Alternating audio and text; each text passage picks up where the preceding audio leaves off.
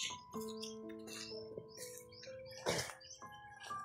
mga tol, isang mapagpalang araw sa atin.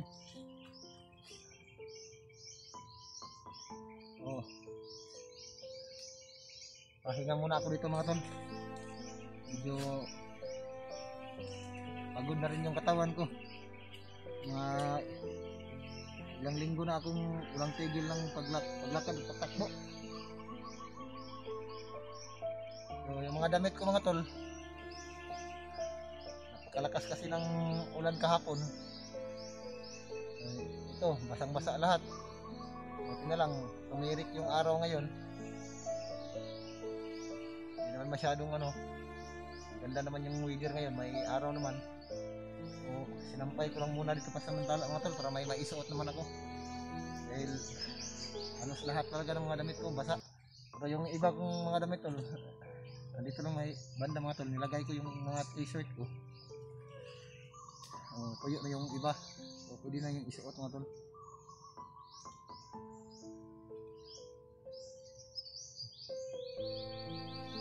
Habang papahinga ako, gagawa ako ng apoy dito nga tol.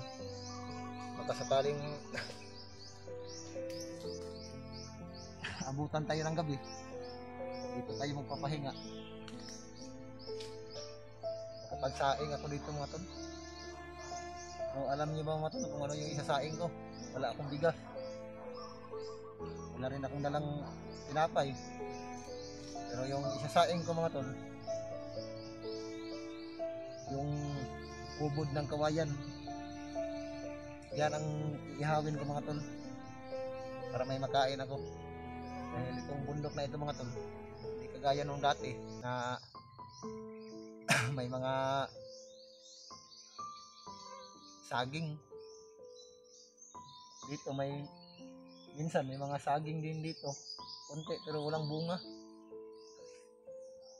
So, gagawa muna ako dito ng apoy mga tol, ng mga panggatong para makapag-ihaw ako ng butong na kawayan mga tol para makakain ako.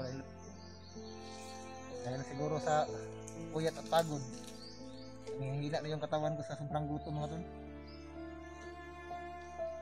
Hanggang ngayon hindi pa kami nagkita ni Brad Julio at yung mga ibang kasamahan ko.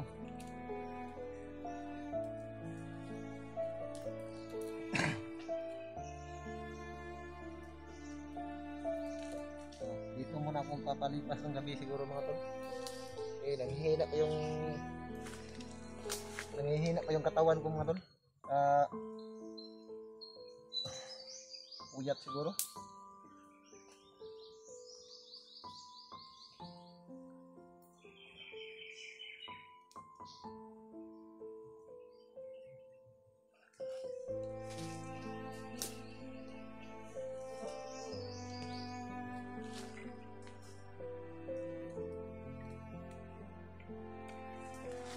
May mga karlang din dito mga tol.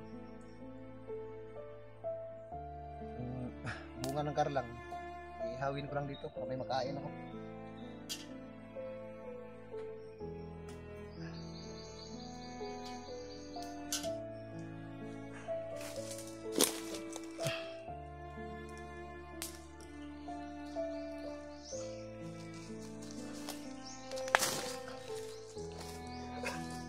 Tulad nito mga tol, yung karlang, ihawin ko lang ito para masiglan yung tiyan ko mga tol. Hihina na talaga yung katawan ko sa sobrang pagod at gutom. So, habang basa pa yung mga damit ko mga tol, samantala dito lang muna ako, hindi muna ako aalis dito.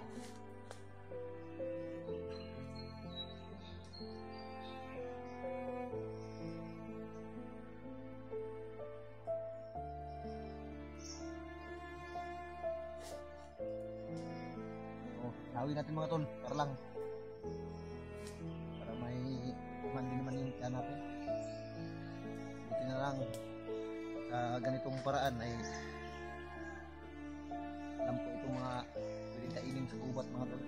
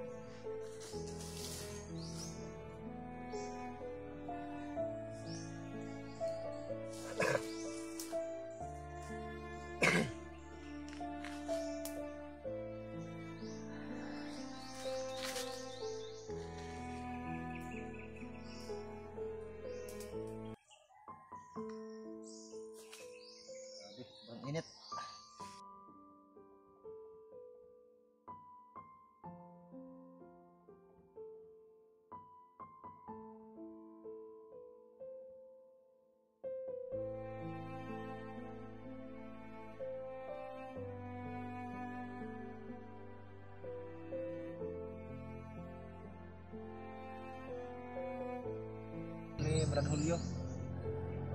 Kaso lang, yung area na ibinigay ko kay Brad Julio mga tol, yun na sana yun. Kaso, pagdating ko noon, may mga bandido na nakaabang.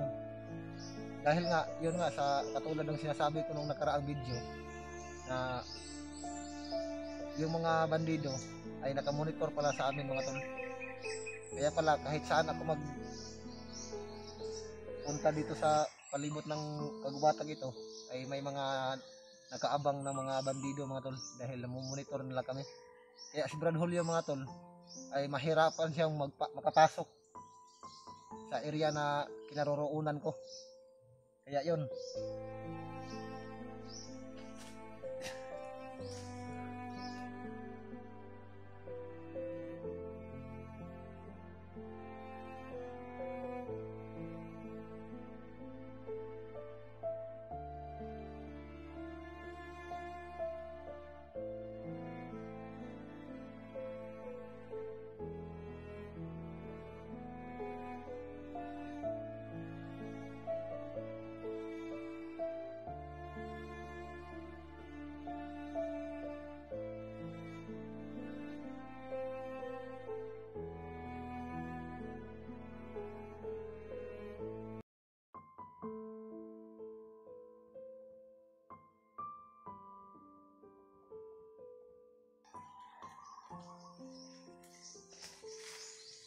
Kasi naririnig ko na rin yung mga minsan may mga putukan kasi akong naririnig.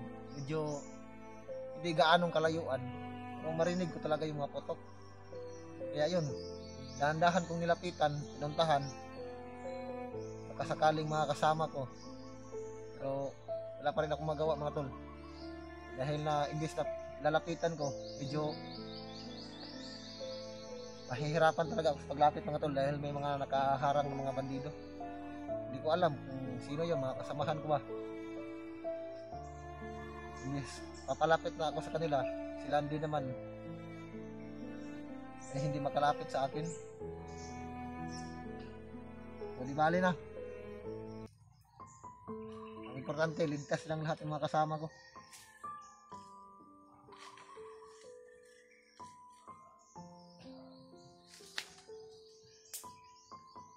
Ang pinag-alala ko lang mga tol, yung si Spider-Man, dahil nung unang video ko na narinig yung pinag-uusapan ng mga bandido mga tol tungkol kay Spider-Man, ay pupugutan na rin nila ng ulo si Spider-Man.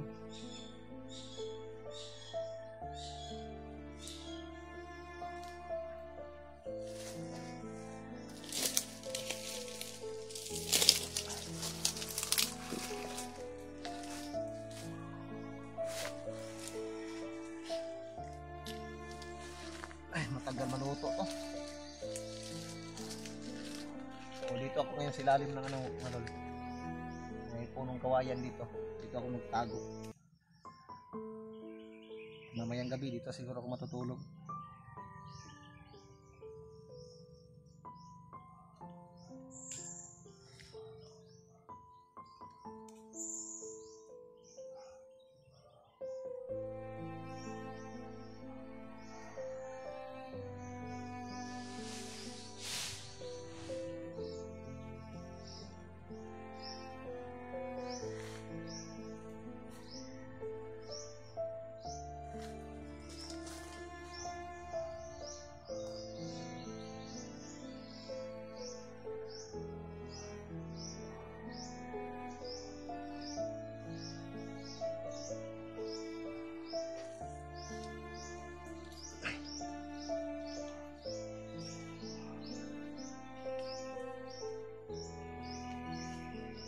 Sa lahat po ng mga sumusuporta sa akin, maraming salamat sa inyo. Naway wag sana kayo magsawang sumuporta sa akin mga tol. At paki-share na lang po ng aking video para malaman din ako yung mga kasamahan na nandito pa rin ako sa kagubatan mga tol.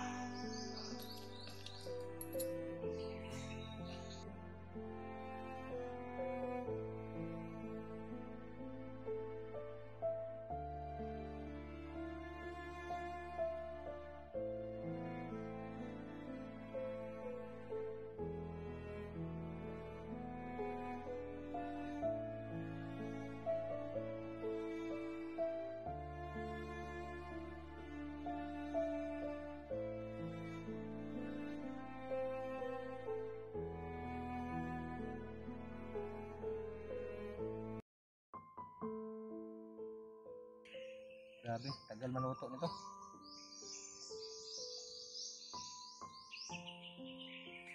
Buti na lang mga tol ay sanay ako sa kagubatang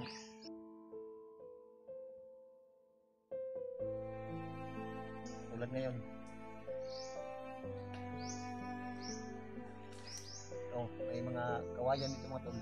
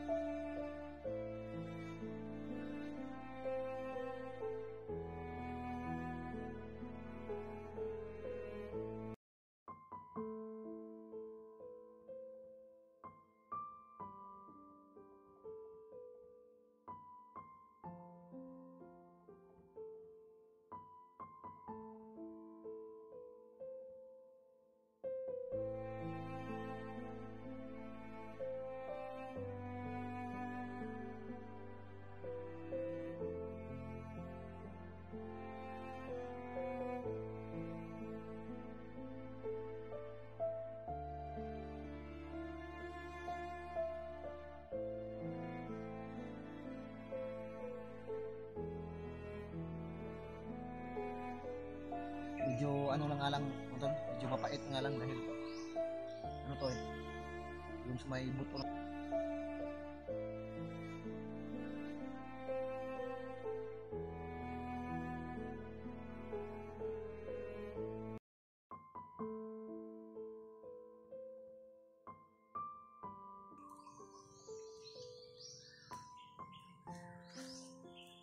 Ay, maluto ka na ngayon, gutom na.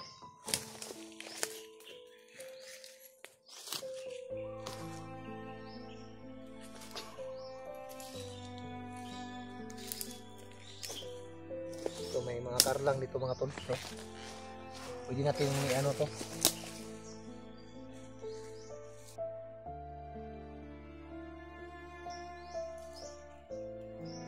Pero itong mga karlang na ito mga tol dito sa kagubatan.